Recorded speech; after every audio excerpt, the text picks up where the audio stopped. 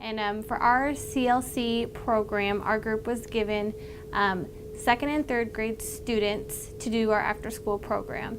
And so we wanted to make sure that we had good content, but we didn't want it to be too over their heads.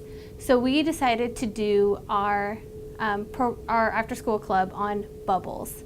And we worked together with the engineers, and we came up with this idea to connect bubbles and cells, which at first kind of seemed like a stretch to some of us educators because we've never made that connection, but our engineers really helped us to connect the two together. So we wanted to create this environment of pedagogy and content together so that we could help the students to use bubbles to help them learn about cells.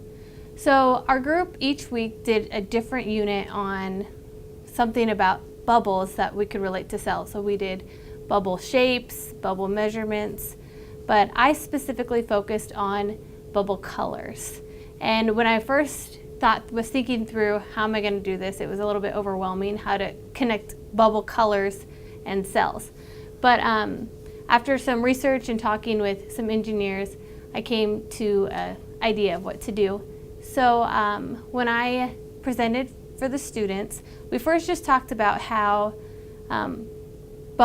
cells look different in different living organisms and how cells are in all living things. And so I showed them pictures of human cells, animal cells, plant cells, and how those look in comparison to each other.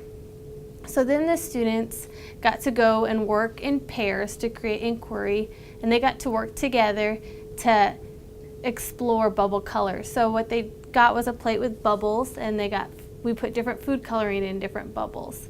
And they got a bubble home, which was two like cardstock papers put together to put on their plate, so that could represent the body and how cells protect us. So they would blow their bubbles with straws and see the different colors. And I got the chance to walk around and work with each pair and talk to them about cells and what kind of cells they could see through their bubbles based off of the pictures.